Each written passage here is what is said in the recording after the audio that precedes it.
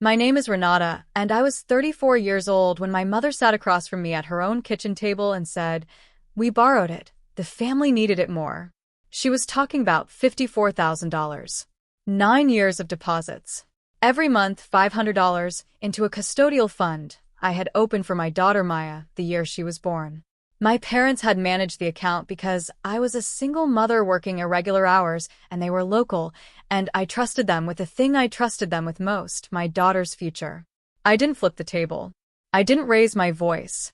I picked up my coffee cup, set it back down, and said, "I see." Because I did see. I saw very clearly. And I had something sitting in a file folder in my car that they didn't know about yet, something I had put together quietly over the preceding 3 weeks when the statements stopped coming and I started asking questions. What happened the following Saturday? At a meeting my parents had called to discuss a cosign request on a loan, with their attorney present, their financial advisor present, and my uncle who had been Maya's custodial fund co-trustee sitting at the end of the table. That is the part of this story I need you to stay for. Welcome back to Custodial, where quiet people let the documents finish the sentence. If you're new here, subscribe before this is over. And if you've ever been the person everyone assumed would just absorb it, drop a 2 in the comments right now.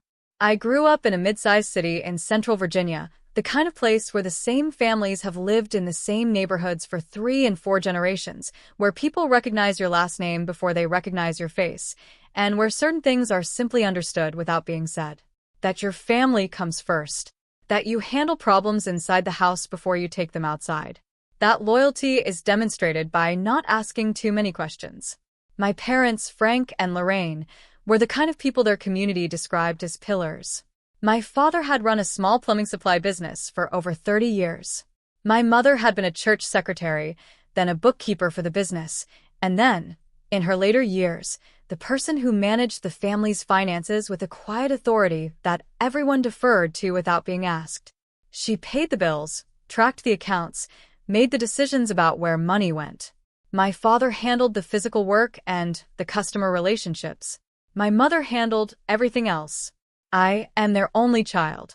That is relevant. There is a particular kind of pressure that comes with being an only child in a family like mine. Not cruel pressure, not intentional, but real. You are the repository of everything. Every hope, every expectation, every fear about the future. When I was young, I felt this as warmth. As I got older, I began to understand it had edges. I had Maya at 24. Her father and I were together for 2 years, and then we weren't, and I will not spend much time on that part of the story except to say that it ended without drama and that Maya has always known who her father is and has a relationship with him, and that raising her largely alone was a choice I made with full awareness of what it would require. I was not a woman who collapsed under hard things. I was a woman who made lists and followed them.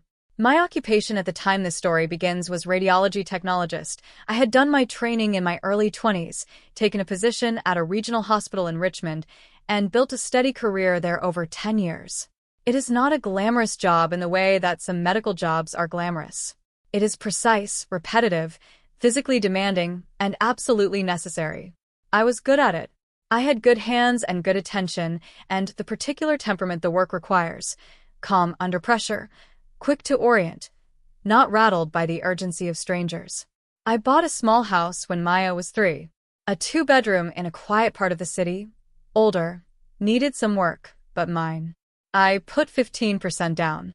I had a small investment account I contributed to every paycheck.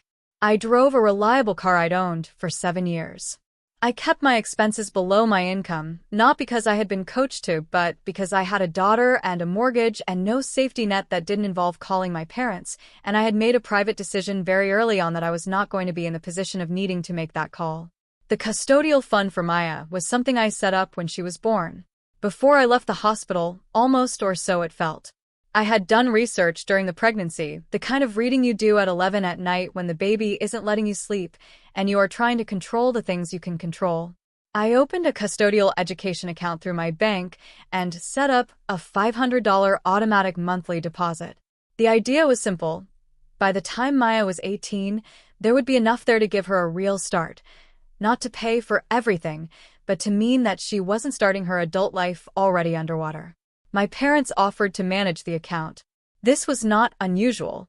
My mother managed all financial matters in our family as a matter of understood practice, and she was, by every measure I had available to me, competent. She had managed my father's business accounts for decades without incident. She had helped my grandmother manage her estate in the years before she died.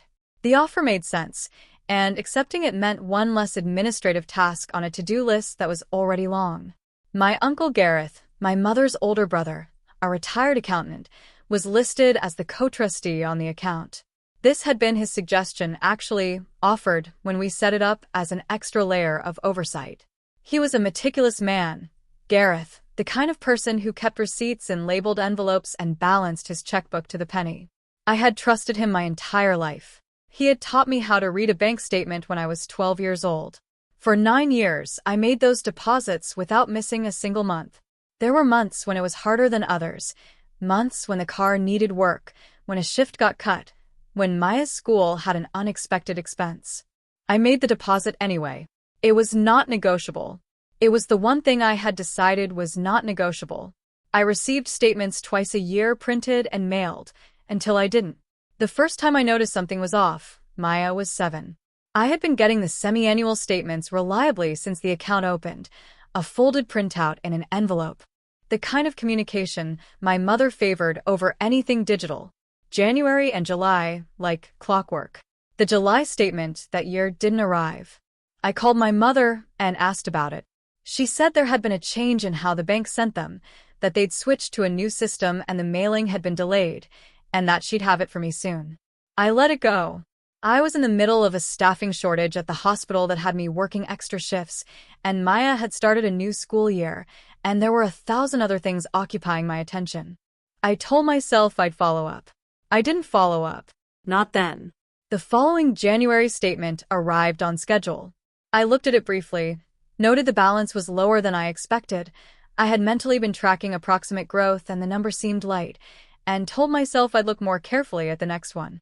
I didn't look more carefully. I filed it in the folder where I kept the others and moved on. This is the thing about trust. It doesn't make you blind exactly. It just redirects your attention.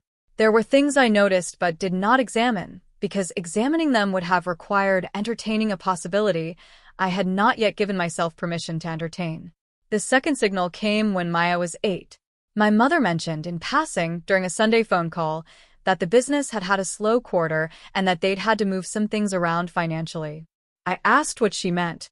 She said it was nothing serious, just some restructuring, that my father was handling it.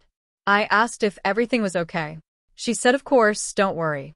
I noted the tightness in her voice that the words were working to cover, and I filed that too in the quieter kind of filing system I keep, the one that isn't a folder in a drawer, but is no less organized. The third signal was when my father, at Christmas that year, mentioned that a cousin's business had run into some trouble and that the family had tried to help out where they could. He said it with the careful vagueness of someone who is offering partial information and hoping the partial will satisfy. I asked which cousin. He named someone I knew marginally, a distant figure at the edge of family gatherings. I nodded and changed the subject. By the time Maya turned 9, I had 3 years of signals I hadn't fully examined. I had a mental note that said look at the account, and a life full of reasons not to look at the account. And then the statements stopped coming entirely. January came and went. No envelope. I called my mother in February and asked. She said the bank had changed their mailing schedule. She'd look into it. March. I called again. She said she'd call the bank. April. I sent her a text asking for the account number, so I could check online myself. She responded 3 days later saying she'd print the statements and bring them when she came to visit. She visited in May. She did not bring the statements. I sat with my daughter on a Sunday afternoon watching her work on a school project. She was building a model of the solar system out of painted foam balls, and she was very serious about the orbital distances, and I looked at the back of her head, and I felt something tighten behind my sternum that had nothing to do with the project in front of her. That week, I called the bank directly. I want to be precise about what I did, and didn't know before I walked into that branch. I called the main customer service line, and explained that I was the account holder on a custodial education fund and that I had not received statements in some time and needed to verify the account status. The representative was pleasant. She pulled the account. She was quiet for a moment that lasted slightly longer than it should have. She said she could see the account. She said she could see a number of transactions over the preceding several years. She said she was not able to give me specific figures over the phone for a custodial account without the trustee present or a formal request, but that she would strongly recommend I come into the branch with identification and the account documentation. The way she said strongly recommend was the way people use certain phrases when they are trying to tell you something without being the one who tells you. I drove to the branch the next morning. I brought my identification, my original account opening documents, Maya's birth certificate, and a folder containing every statement I had ever received, in order, with a gap, where the missing ones belonged. I sat across from the branch manager, a woman named Ms. Caraway, efficient and careful, and she pulled the full account history on her screen. She turned the screen toward me. I looked at it for a long time without speaking. The original balance at the last statement I had received, the January of 2 years prior, had been $41,000. What I was looking at now showed a current balance of $412. The transaction history between those 2 points was a series of withdrawals. Not one large one. A series. Some were $4,000. Some were $6,000. One was $9,500. They were spread across 22 months in a pattern that did not look random. Ms. Caraway said, quietly, that the withdrawals had all been made by the account's listed trustee, using properly authenticated access, and that each one had followed correct procedure. She said she was sorry. She said it in the specific way of someone who is following protocol, but is also a human being. I thanked her. I asked for a printed copy of the full transaction history. She printed it. I folded it and put it in my folder. I drove home. I sat in my car in my driveway for a few minutes. The solar system project was still on Maya's desk inside. She was at school. The house was quiet. My hands were loose in my lap, not gripping anything, just resting. Then I drove to my parents' house. My mother was in the kitchen when I arrived. My father was in his workshop in the back. She looked up when I walked in, and something moved across her face.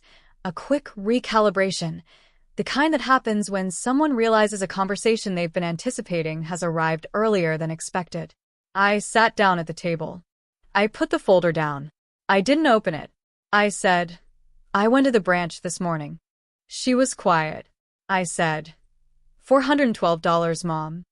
She sat down across from me. She folded her hands on the table. And then she said, in a voice that was working very hard to be reasonable, we borrowed it. The family needed it more.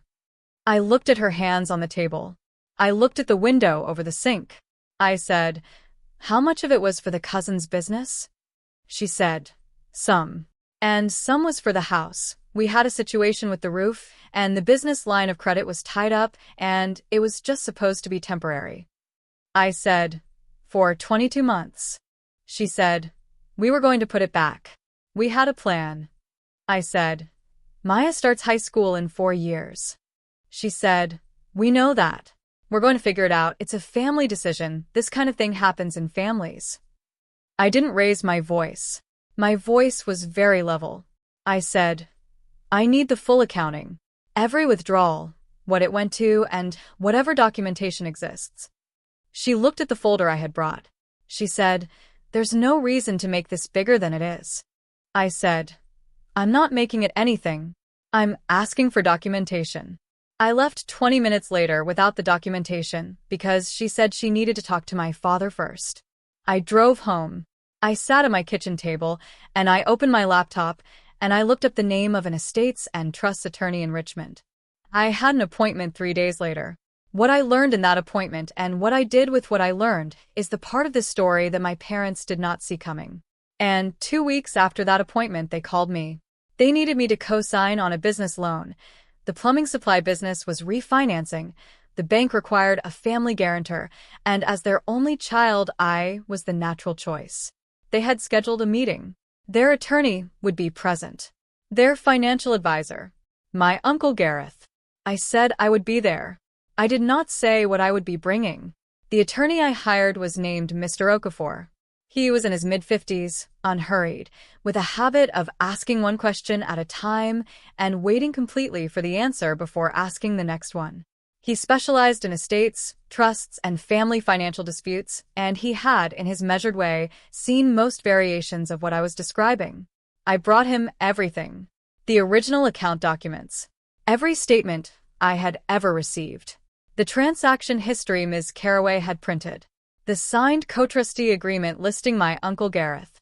The original agreement between my parents and me about their role in managing the account, which I had kept, not because I had anticipated needing it, but because I kept everything. Mr. Okafor looked through the documents with the quiet focus of someone reading for specific things. He made a few notes. Then he said, "The co-trustee on this account, has he been involved in the withdrawals?"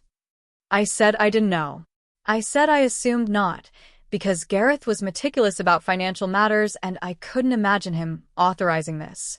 But I said I assumed, and I had learned recently to distrust my assumptions. Mr. Okafor said he would need to look at the authorization signatures on the individual withdrawals. He requested them from the bank directly, using a formal letter citing my status as account beneficiary's parent and the co-trustee structure of the agreement. The bank complied within 5 business days. What came back was clarifying in a way that shifted the weight of the situation without changing its fundamental shape. The withdrawals had been made using my mother's trustee access. My Uncle Gareth's signature appeared on 0 of them. The co-trustee structure had been, in practice, entirely bypassed. I called Gareth that evening. He picked up on the second ring. I told him what I had found. There was a silence on the line that had a particular quality. Not the silence of someone who is surprised, exactly, but the silence of someone who has been carrying a partial version of this information and is now being handed the rest of it. He said, "I didn't know the specifics, but I knew something wasn't right. Your mother told me the account was being restructured and that I didn't need to worry about the statements. I should have pushed harder. I didn't push harder." He said, "I'm sorry, Renata." I said, "Will you come to the meeting?" He said, "Tell me when and where." My parents had scheduled the co-sign meeting for the following Saturday at their house. Their attorney, a man named Mr. Pruitt who had handled the business's legal matters for 15 years, would be present. Their financial advisor, a man named Dennis who had managed their investment accounts, would be present. It was, from their perspective, a practical gathering to handle a routine refinancing matter. I told Mr. Okafor about the meeting. He said he would attend.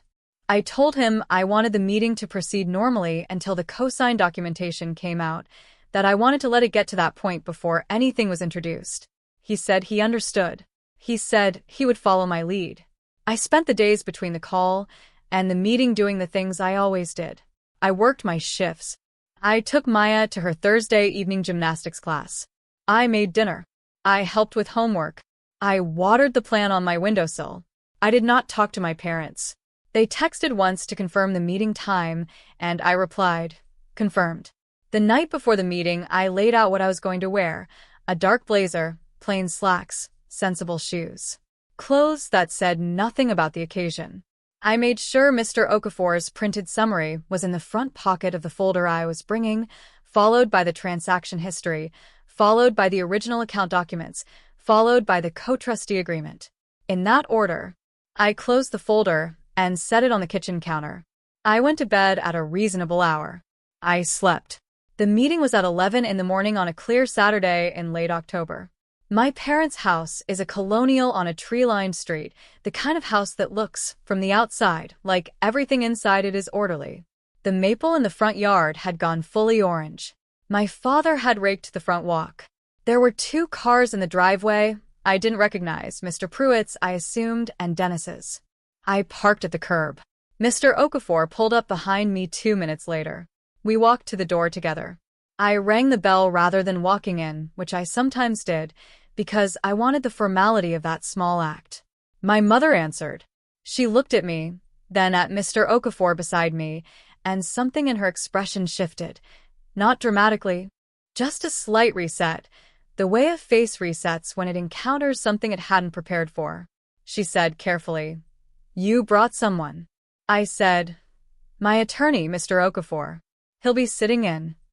She looked at him for a moment. He gave a polite nod. She stepped back from the door. The dining room had been set up for the meeting in the way my mother set up rooms for anything that required seriousness. The good tablecloth, the chairs arranged to face each other, a legal pad near my father's seat. Mr. Pruitt was already seated at one end of the table, a briefcase open beside him, document packets arranged in front of the chairs. Dennis sat to his left, a slim portfolio in front of him. My father was standing near the window. He looked up when I came in, and his expression was the careful, effortful neutral of a man who had decided before I arrived that he was going to keep the meeting professional. And at the far end of the table, in the seat closest to the window, was my Uncle Gareth, wearing a dark jacket, his hands flat on the table in front of him, a manila envelope to his right.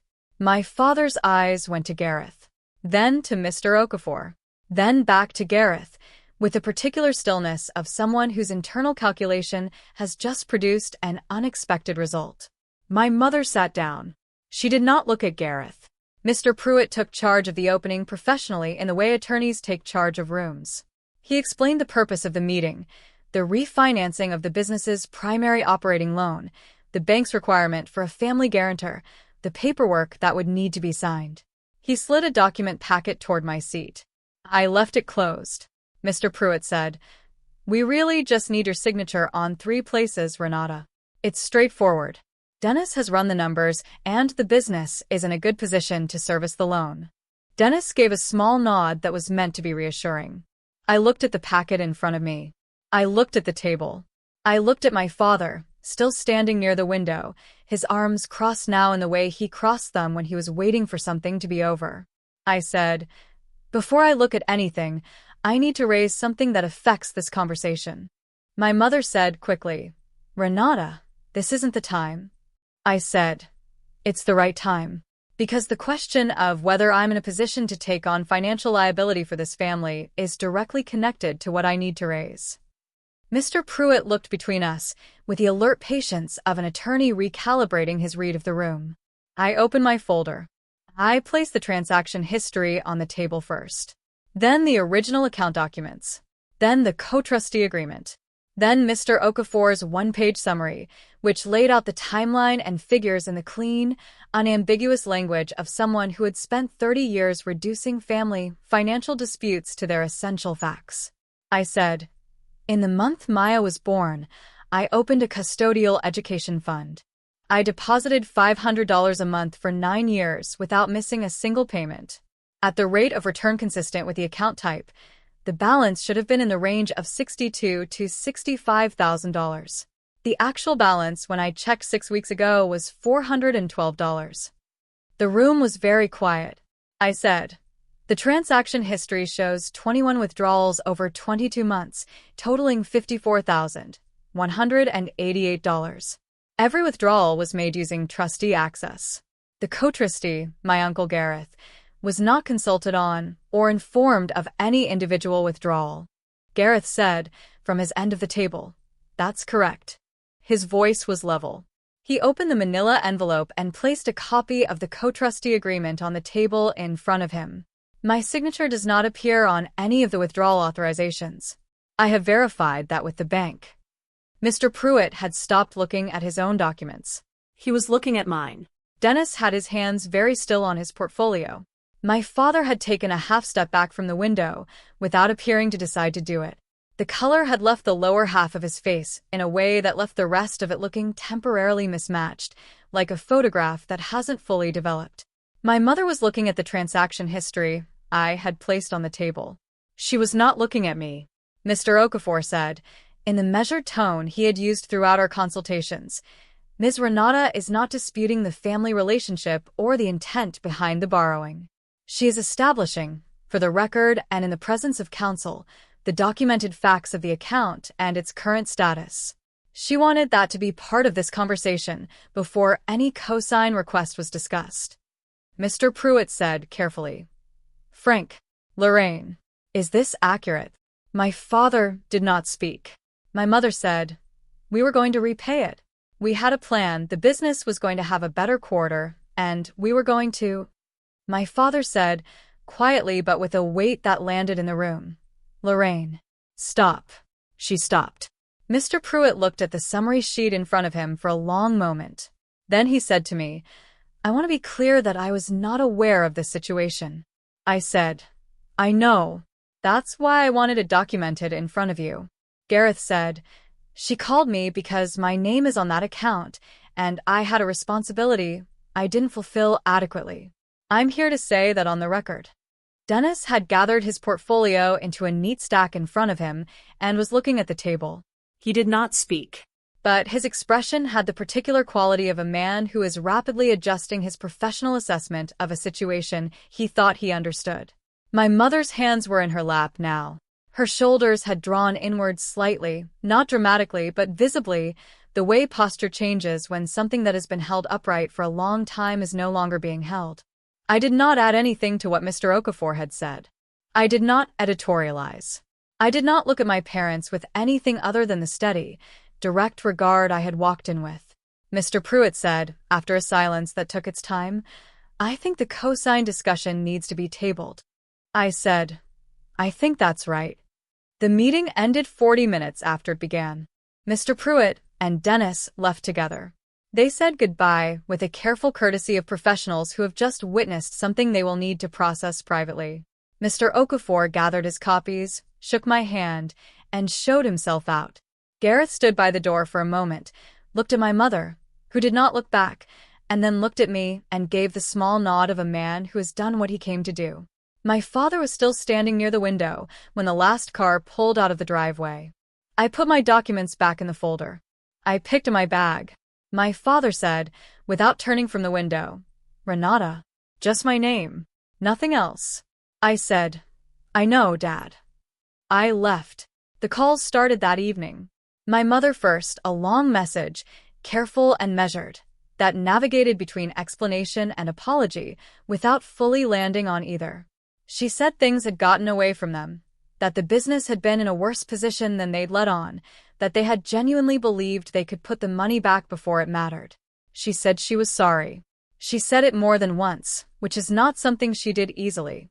My father called the next morning. His message was shorter. He said, "We were wrong. I need you to know that I know that." He said he would find a way to make it right, and he didn't know what that looked like yet, but he was going to figure it out. My aunt, my mother's sister, who I had not told about any of this, called 3 days later, which meant the information had moved through the family at the speed family information moves. She was not unkind. She said she was sorry I had been put in that position. She asked if Maya knew. I said no, and that I wanted to keep it that way for now. Mr. Pruitt called Mr. Okafor the following week.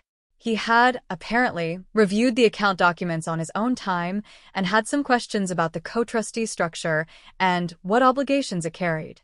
He and Mr. Okafor had a professional conversation that I was not privy to, but of which I received a summary. The short version was, the documentation was clear, the liability was clear, and there were avenues available to me that I had not yet chosen to pursue. I did not pursue them immediately. Not because I lacked standing, I had more standing than I'd ever wanted, but because what I had needed most was not a legal remedy. What I had needed was for the room to know. The room knew. The business refinancing did not proceed on the original timeline. Without my co-signature, the bank required additional documentation, and the process extended by several months. My parents navigated it eventually through other means. I was not involved. What did change was the texture of things. My parents began calling more carefully, asking more genuine questions, listening in a different way, without the particular ease that comes from believing someone will absorb whatever you give them. My mother sent Maya a birthday card with a check for $200 and a note that said, in her precise handwriting, "For your future. From Grandma." I let Maya keep it. I did not comment on the symbolism.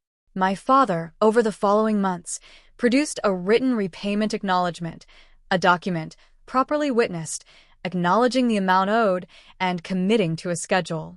He brought it to me on a Sunday afternoon, set it on my kitchen table, and said, "I had a lawyer draw this up. I wanted it to mean something." I read it. I signed the acknowledgement copy. I put it in the folder where I kept everything else. They have been making payments since. Not large ones, but consistent. Maya does not know the details. She is 12 now. She has a new custodial fund, opened in my name only, with a different bank, and the automatic deposit runs on the first of the month without fail. When she is old enough to understand the full story, I will tell her. Until then, she knows that her mother keeps her promises, and that some things in life require documentation, and that people who love you can still make serious mistakes, and that those two facts can both be true at the same time. I think that's enough for a 12-year-old to know. I think it's enough for anyone. Here is what I've come to understand about trust and documentation, and these are not opposite things, even though we sometimes treat them like they are. Trust is how you start. Documentation is how you protect the starting point when time and pressure and need begin to erode it. I trusted my parents because they had earned that trust across 34 years of showing up. The documents I kept weren't distrust, they were respect. For the money, for Maya's future, for the agreement we had made. When the trust failed, the documents remained. They held the shape of the original promise when the people who made it had convinced themselves they could reshape it. There is a version of the story where I walked into that meeting with nothing but my own account of what happened, my word against their explanation, my memory against their revision. That version ends differently. It ends with me being told I misunderstood, or that the situation was complicated, or that family doesn't handle things with lawyers and paperwork. The documents made it impossible for the room to choose a version. That is what documentation does. It removes the option of a more convenient story. My daughter is going to college. I don't know yet where or what she'll study.